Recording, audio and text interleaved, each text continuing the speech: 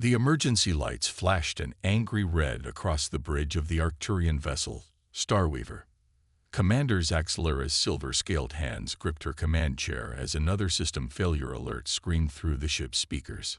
"Status report," she barked, her 4 eyes scanning the damaged control panels before her. The main engine had failed during their routine patrol, leaving them drifting in an unknown sector of space. "Commander, we're being pulled into the gravity well of a nearby solar system," her navigation officer reported, antennae twitching nervously. It's not on our star charts." Zaxlera's heart sank.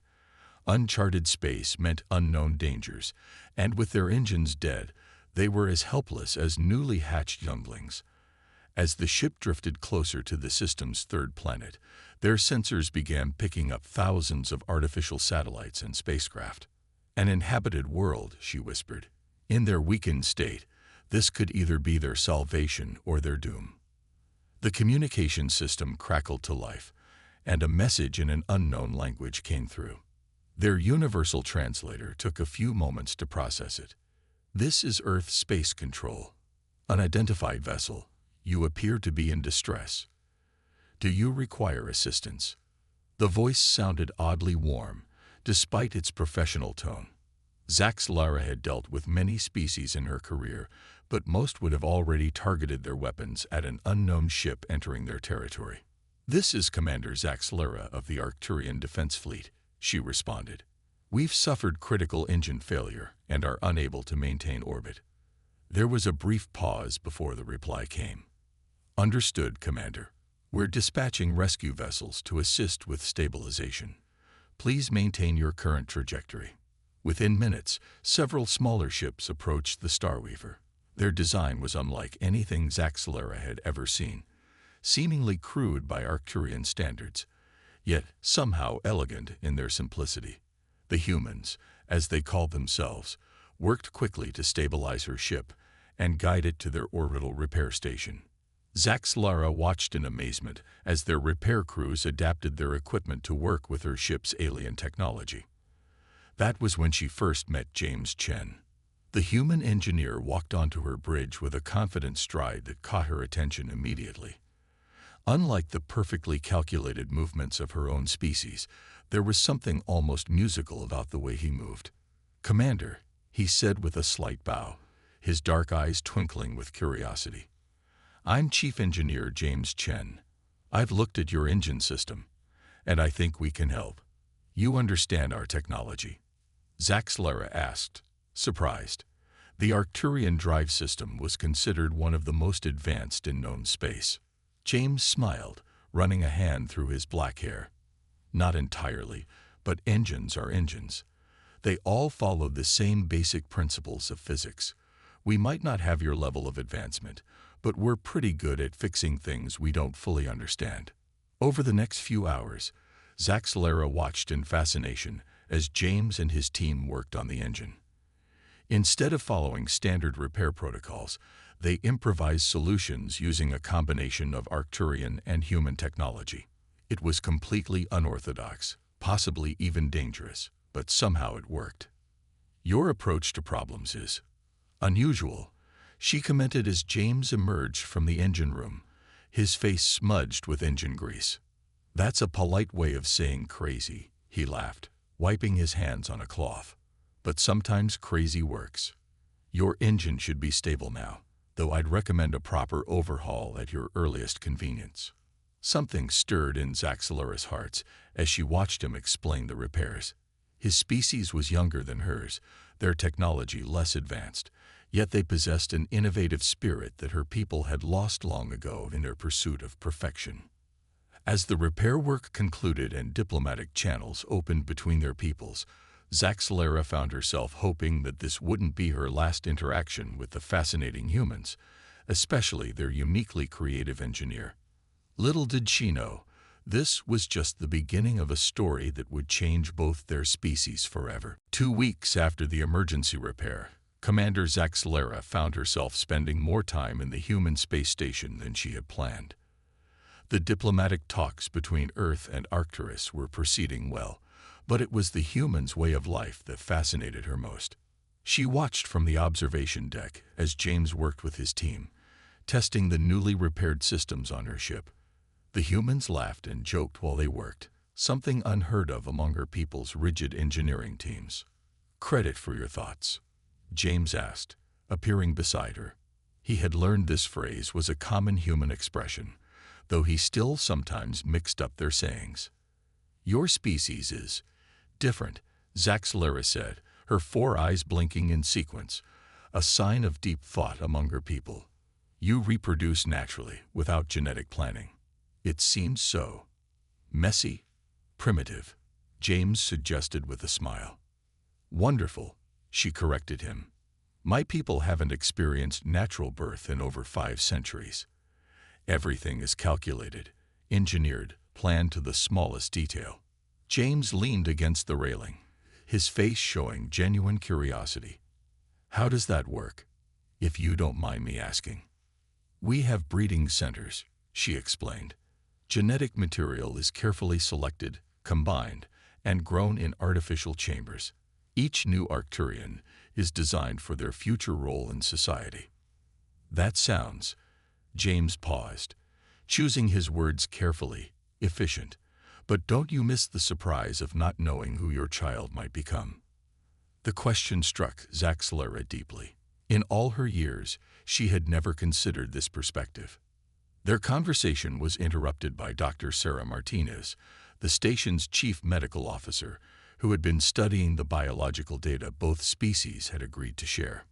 "Commander, Mr. Chen," she said, her dark eyes bright with excitement. "You might want to see this." She held up a tablet showing complex genetic sequences. In the medical lab, Dr. Martinez explained her discovery. "It's extraordinary. Human and Arcturian DNA share some remarkable similarities.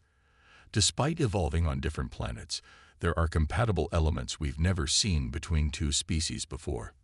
"What does that mean?" James asked, looking at the complex diagrams with a confused expression. "It means," Dr. Martinez said slowly, "that theoretically, natural reproduction between humans and Arcturians might be possible. It's unprecedented in all our studies of alien biology."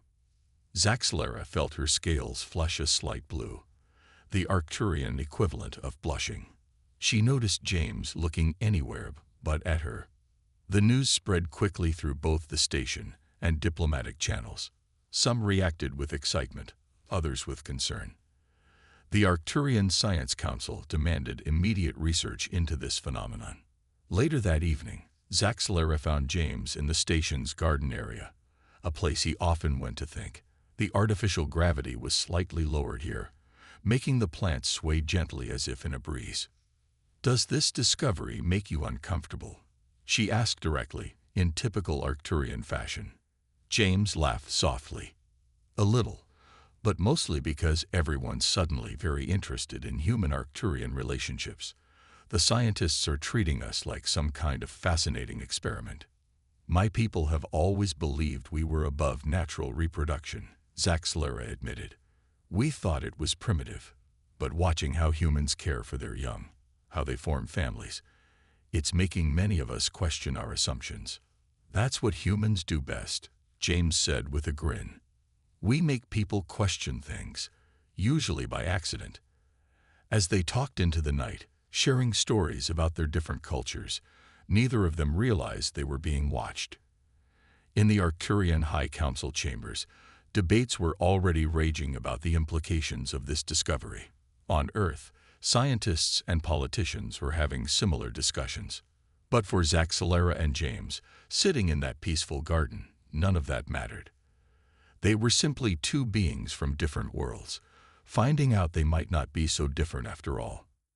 What started as a simple emergency repair was evolving into something that would challenge both their society's most basic assumptions about life, love, and the nature of family. The Arcturian Medical Center aboard the space station buzzed with activity.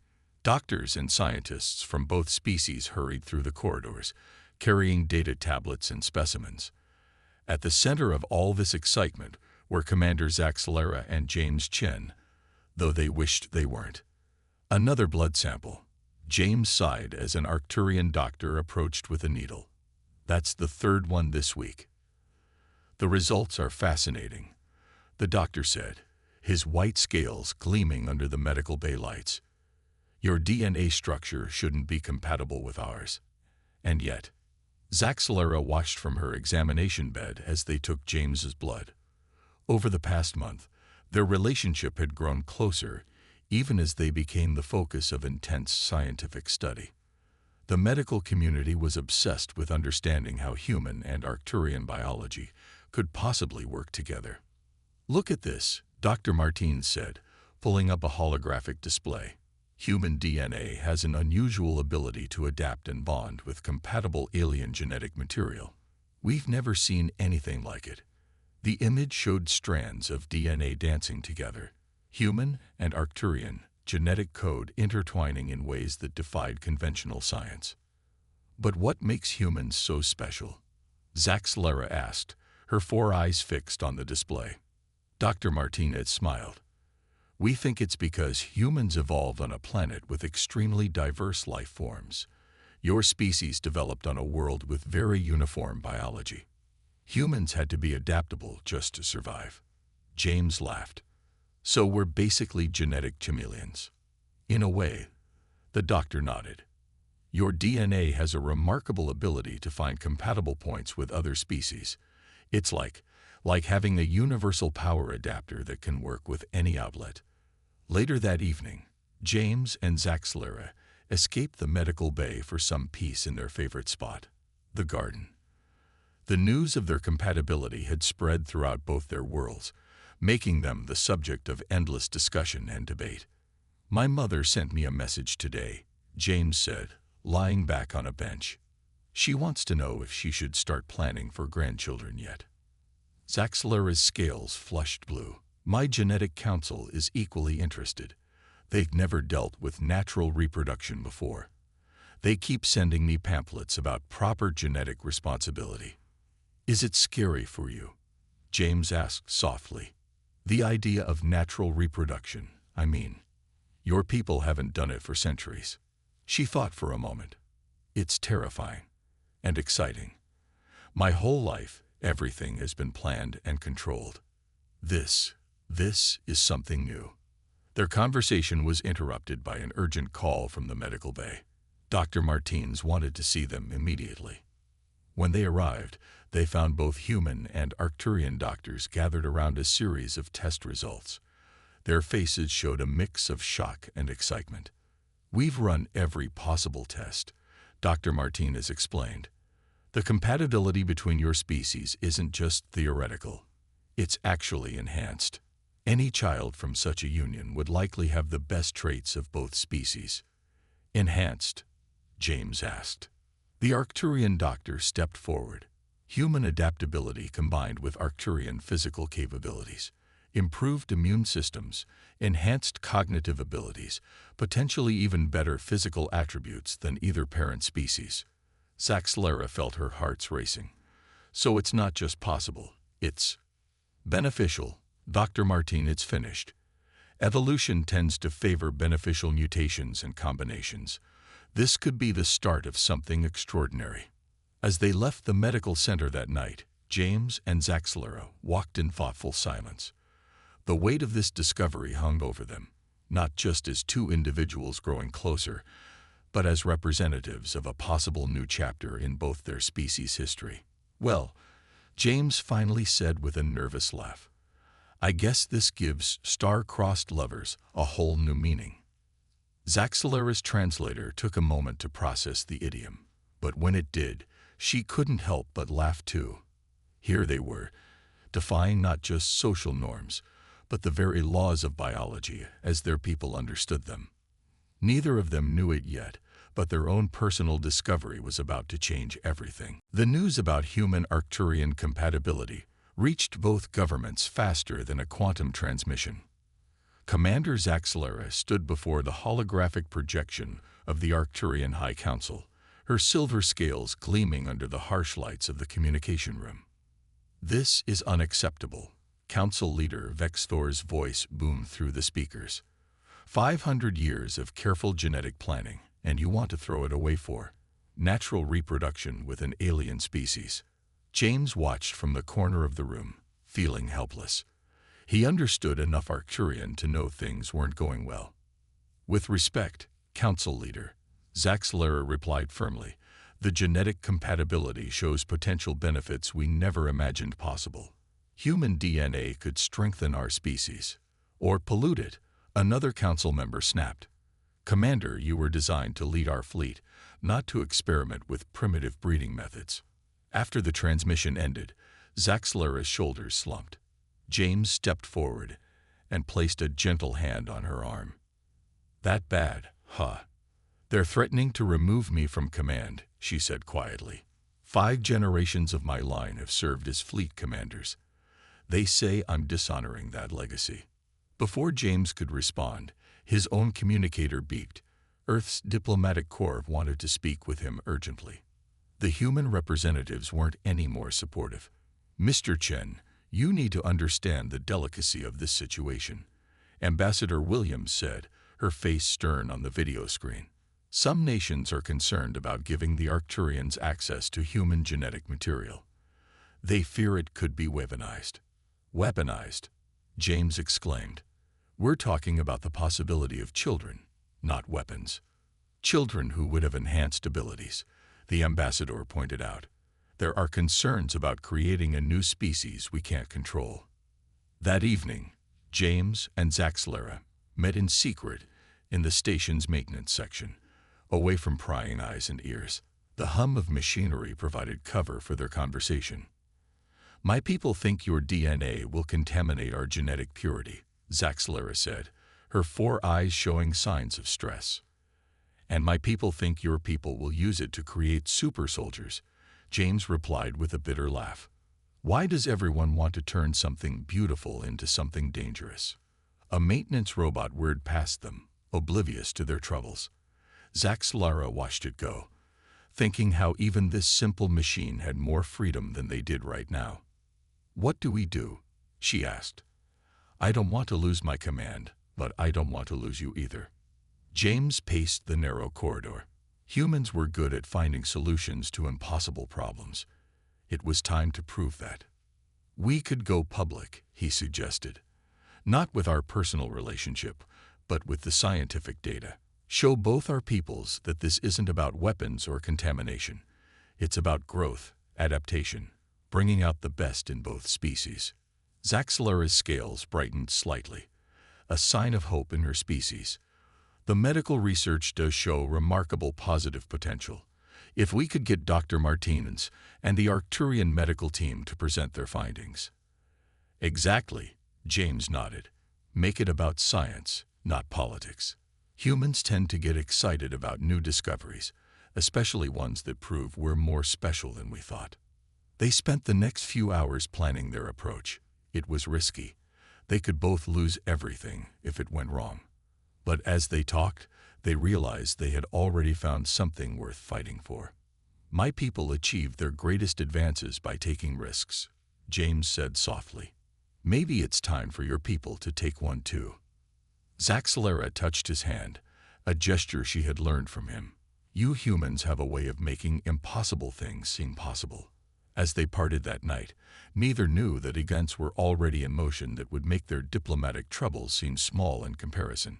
Sometimes the universe has its own plans, regardless of what governments decide.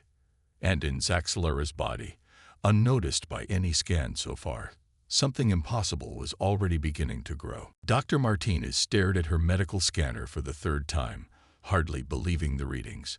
Beside her, the Arcturian medical chief, Dr. Vexlon, was equally stunned. Commander Zaxlera, Dr. Martinez said slowly, looking up from her screen. I don't quite know how to say this. Zaxlera sat on the examination table, where she had come for what she thought was a routine health check. James stood nearby, having accompanied her after their morning engineering meeting. Is something wrong? Zaxlera asked, her 4 eyes blinking in sequence, a sign of growing concern. Not wrong, Dr. Martinez smiled, but definitely unexpected. You're pregnant. The room fell silent. James, who had been leaning against the wall, nearly fell over. "That's impossible," Zaxlera whispered. "Arcturians haven't had natural pregnancies in 5 centuries. Our bodies aren't even supposed to be capable of it anymore." Dr. Vexlon stepped forward, his white medical coat rustling. "The human genetic structure has somehow reactivated dormant reproductive systems in your body. The embryo shows signs of both species' DNA, perfectly merged." James finally found his voice. "Are they? Is everyone healthy?" "Remarkably so," Dr. Martins nodded. "The fetus shows stronger vital signs than we'd expect from either human or Arcturian standards. It's as if the best traits of both species are combining." Zaxlera's scales had turned a bright blue, a sign of intense emotion among her people. She turned to look at James, who appeared both terrified and amazed. "I'm going to be a father," he asked quietly. "You're going to be parents to the first naturally conceived human Arcturian child in history," Dr. Martins corrected him. The news spread through the station like wildfire. Within hours, both Earth's government and the Arcturian High Council demanded emergency meetings. Later that evening, in their private quarters, Zaxlera and James tried to process the news. "My mother is going to flip," James said, pacing the room. "She's been asking for grandchildren, but I don't think this is what she had in mind." Zaxlera watched him from her specially designed chair. "My genetic line has produced military commanders for 5 generations. Now it will produce something entirely new." "Are you scared?" James asked, stopping his pacing to look at her. "Terrified," she admitted, "but also excited. Humans talk about the joy of creating new life. My people have forgotten that feeling." Their moment was interrupted by Dr. Martinez calling them back to the medical bay. When they arrived, they found both human and Arcturian medical teams gathered around a holographic display of the developing embryo. "Look at this," Dr. Martins pointed to various spots on the image. "The child appears to be developing both human adaptability and Arcturian physical advantages. We're seeing signs of enhanced neural development, stronger bone structure, and possibly even improved immune systems." In simple terms, Dr. Vexlon added, "this child could represent the next step in evolution for both our species." James took Zaxlera's hand, a gesture that once seemed strange to her, but now felt natural. "So our baby is going to be some kind of superchild." "More like a bridge between our species," Dr. Martins smiled. "A living proof that our differences can become our strengths." As they left the medical bay that night, Zaxlera suddenly stopped in the corridor. "James," she said, her voice filled with wonder, "we're going to have a baby." He pulled her into a hug, careful of her sensitive scales. "Yeah, we are. And it's going to change everything." Neither of them knew just how right they were. In the coming days, their news would shake both their worlds to the core. But for now, in that quiet corridor, they were just 2 beings from different stars, marveling at the miracle they had created together. The impossible had become possible, and it was only the beginning. 2 months into her pregnancy, Commander Zaxlera found herself at the center of the most comprehensive medical study in both human and Arcturian history. The medical bay had become her second home, with doctors from both species constantly monitoring her and the developing baby. "These readings are extraordinary," Dr. Martins said one morning, studying the latest scans. "The fetus is developing characteristics we've never seen before." James sat next to Zaxlera, holding her hand as they watched the holographic display of their growing child. The image showed a perfect blend of both species, tiny silver scales forming in patches over human-like skin, 4 eyes developing beneath delicate lids. "Look at this," Dr. Vexlon pointed to the neural readings. "The brain is developing both human creativity centers and Arcturian logical processing nodes.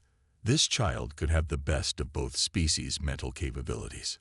"And the immune system," Dr. Martinez added excitedly. "It's combining human adaptability with Arcturian resilience. The baby might be resistant to diseases from both worlds." Zaxlera shifted uncomfortably on the examination table. Her normally rigid posture was changing as her body adapted to carry the child. But will the baby be healthy? Normal. Normal. James smiled. Our kid is going to be extraordinary.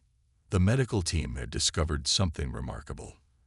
The human DNA's adaptive nature wasn't just combining with Arcturian genes, it was enhancing them. The child was developing abilities that neither species possessed alone. The skeletal structure shows human flexibility with Arcturian strength, Dr. Martinez explained. And look at these organ readings. The baby is developing backup systems, like having both human and Arcturian respiratory capabilities. Later that day, in their quarters, Zaxlera watched as James read through baby naming books from both cultures. Her scales had taken on a new, pearlescent glow, a sign of pregnancy that hadn't been seen in Arcturian females for centuries. My mother sent another package, James said, holding up a tiny outfit. Though I'm not sure if it will fit a baby with silver scales. My genetic council finally stopped sending angry messages, Zaxlera replied. Now they're just sending endless requests for medical data. I think they're starting to see the possibilities. Their peaceful moment was interrupted by an urgent call from the science department. When they arrived, they found the medical bay in an uproar of excitement. We've made a breakthrough, Dr. Martinez announced, practically bouncing with enthusiasm. The way your child's DNA has combined, it's not just a simple merger. The human adaptive genes are actually improving upon Arcturian genetic structures that had become static through centuries of engineering. In simple terms, Dr. Vexilon explained, this pregnancy might show us how to restore natural reproduction to the Arcturian species while keeping our advanced traits. The implications were staggering. For centuries, the Arcturians had believed their engineered reproduction was the peak of evolution. Now, a simple human engineer and his unplanned child were showing them a new path forward. It's like your bodies were meant to find each other, Dr. Martinez said softly. Human adaptability was exactly what Arcturian biology needed to break out of its engineered constraints. That evening, as James and Zaxlera walked through the station's garden, they felt the weight of their discovery. Their child wasn't just a miracle for them. It was hope for an entire species. Humans have a saying, James said, touching Zaxlera's slightly swollen midsection. Life finds a way. Your species certainly does, she replied, her 4 eyes soft with affection. You find ways to adapt, to change, to make the impossible possible. Unknown to them, security cameras tracked their movement through the station. Not everyone was happy about this evolutionary breakthrough. In the shadows, those who feared change were making plans. But for now, in the peaceful garden, 2 beings from different stars marveled at how love could bridge not just hearts, but entire species. The dance of evolution had taken an unexpected turn, and their child was leading the way. The attack came without warning. In the middle of the night, alarms blared throughout the space station. Red emergency lights flashed as security forces rushed through the corridors. Intruder alert. Medical bay breach. The station's AI announced over the speakers. James woke instantly, years of engineering crisis training kicking in. Beside him, Zaxlera was already reaching for her command uniform, her swollen belly making the movement awkward. She was now 5 months pregnant. Stay here, James said, but Zaxlera gave him a look with all 4 eyes that told him not to argue. That's my medical bay they're targeting, she said firmly. And our child. They rushed to the medical section, meeting Dr. Martinez in the corridor. Her face was pale with worry. They're trying to steal the research data, she said breathlessly, and they're after genetic samples from the baby. Through the medical bay's windows, they could see figures in black environmental suits. Some wore patches showing a broken DNA strand, the symbol of the Pure Evolution Front, a radical group that opposed interspecies breeding. This is Commander Zaxlera. She broadcast over the station's comm system. Surrender immediately. The response came in the form of weapons fire. The attackers had disabled the station's internal defense systems, but they hadn't counted on one thing: human ingenuity. James was already at a computer terminal, his fingers flying over the keyboard. "They hacked our security protocols, but they don't know about the backup systems I installed last month." "Backup systems?" Zaxlera asked. "The little human paranoia goes a long way," James grinned. "After the first threats against the pregnancy, I made some modifications. The maintenance robots throughout the station suddenly activated. Usually used for repairs, they now moved to block the attackers' escape routes. The station's atmospheric controls began creating localized pressure differences, making it harder for the intruders to move." "That's impossible," one of the attackers shouted. "The systems were completely locked down." "Yeah, the official ones were," James replied through the comm. "But humans are really good at unofficial solutions." Station security forces, led by both human and Arcturian officers, used the confusion to their advantage. The attackers found themselves trapped between sealed doors and determined defenders. But the leader of the Pure Evolution Front wasn't giving up. He reached for a device on his belt, a genetic scrambler designed to destabilize DNA patterns. "If we can't have the research, no one will," he shouted, aiming the device at Zaxlera. What happened next showed why humans were known for their protective instincts. James moved faster than anyone thought possible, diving between Zaxlera and the device. But he wasn't trying to block it. He was throwing something. It was his coffee mug, still half full of cold coffee from his night shift. The liquid hit the device just as it activated, causing it to short-circuit and explode harmlessly. "Did you just save us with coffee?" Zaxlera asked, amazed. "Humans have learned to weaponize everything," James shrugged. "Even bad station coffee." The security teams quickly overwhelmed the remaining attackers.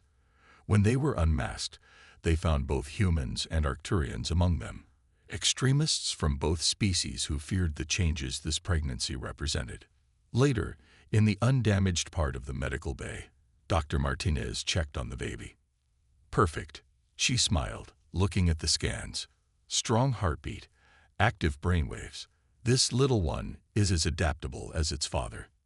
The attack had an unexpected effect. When news spread about how human and Arcturian security forces had worked together to protect the pregnancy, public opinion began to shift. The image of James throwing coffee to save his family became a symbol of human resourcefulness and dedication. "You know," Zaxlera said that evening, as they watched repair crews fixing the damage, "I think our child is bringing our peoples together even before it's born." James placed his hand on her belly, feeling a strong kick. "That's what humans do best. We bring people together, usually in the messiest way possible." The crisis had been averted, but it had taught both species an important lesson. The future belonged to those willing to embrace change, not fear it. The medical bay was quiet except for one remarkable sound: the cry of a newborn baby. After 8 months of pregnancy, shorter than Arcturian but longer than human, Commander Zaxlera and James Chen's child had arrived. "She's perfect," Dr. Martins said, holding up the baby girl. She had silvery scales in beautiful patterns across her pink skin and 4 eyes that blinked curiously at the world. Her tiny hands reached out, showing delicate fingers with slight scaling on the tips. "She has your eyes," James said softly to Zaxlera. "All 4 of them." "And your smile," Zaxlera replied, watching as their daughter's lips curved upward, something Arcturian babies never did. They named her Aurora Chenlora, combining Earth's dawn with Arcturian naming traditions. The name seemed fitting for a child who represented the dawn of a new era for both species. News of Aurora's birth spread quickly through both Earth and Arcturian space. The first natural-born hybrid child in history had arrived healthy and strong. The medical data showed something extraordinary. She had indeed inherited the best traits of both species. "Look at these readings," Dr. Vexilon said excitedly, showing them the baby's medical scans. "She has human emotional centers and creativity, combined with Arcturian logical processing. Her immune system is stronger than either species. Her bone structure has human flexibility, but Arcturian durability. But it wasn't just Aurora's physical traits that amazed everyone. As the days passed, she showed signs of both human adaptability and Arcturian quick learning. She could focus all four eyes on different things at once, but also showed the human ability to learn through play and exploration. 1 month after Aurora's birth, representatives from both Earth and Arcturus arrived at the station. This time, they came not with warnings or threats, but with hope. The success of this birth changes everything, the Earth ambassador announced in a formal ceremony. It proves that our species can do more than just coexist. We can evolve together. The Arcturian High Council, appearing via hologram, made an even more surprising announcement. In light of these events, we are reopening research into natural reproduction for our species. The human capacity for adaptation has shown us that our path of pure genetic engineering may have been too limiting. James and Zaxlera stood proudly before both governments, their daughter sleeping peacefully in her mother's arms. They had become symbols of what was possible when different species came together. "You know what this means," James whispered to Zaxlera during the ceremony. "Our daughter is going to have lots of friends like her soon. The doctors say several other human Arcturian couples are already expecting." "She won't be alone," Zaxlera agreed, her scales glowing with happiness. "She'll be a big sister to a whole new species." The station itself was changing. What had started as a simple repair facility was being transformed into the first human Arcturian cultural exchange center. More couples from both species were arriving, drawn by the possibility of natural reproduction and new beginnings. Later that evening, in their quarters, James and Zaxlera watched as Aurora slept in her specially designed crib. Her tiny scales shimmered in the starlight coming through the viewport. "Humans have a saying," James said softly. "The children are our future." I never really understood how true that was until now. "And Arcturians have a saying," Zaxlera replied, her four eyes soft with love. "The stars guide our path, but I think sometimes the best path is one we never expected to find." As if agreeing, Aurora stirred in her sleep, her scales glowing slightly, a new trait neither species had seen before. She was already showing them that she would be more than just a combination of her parents' traits. She would be something entirely new. Out in space, Earth and Arcturus shone as distant points of light, no longer separate worlds but connected by this new bridge of life and love. What had started with an emergency repair had led to the greatest discovery either species had ever made, that sometimes the best path forward is the one you create together. And somewhere in the vast universe, perhaps evolution itself was smiling at how life always finds a way to grow, adapt, and become something more beautiful than anyone could have imagined.